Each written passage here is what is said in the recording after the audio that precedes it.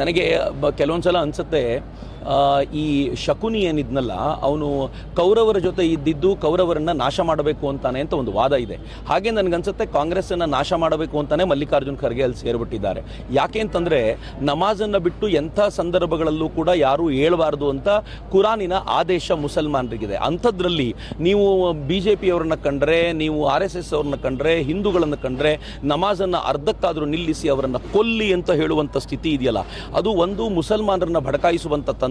ಎರಡನೇದು ಕೊಲ್ಲಿ ಅಂತ ಹೇಳುವಂಥ, ಅವರನ್ನು ನಾಶ ಮಾಡಿ ಅಂತ ಹೇಳುವಂಥ ಈ ಪ್ರಕ್ರಿಯೆ, ಇದು ಬಹುಶಃ ಭಾರತದ ರಾಜಕಾರಣದಲ್ಲಿ ಅತ್ಯಂತ ಹೇಯ ಚಿಂತನೆಗೆ ಅವರನ್ನು ಮುನ್ನುಡಿ ಬರೆದಿದ್ದಾರೆ ಅಂತ.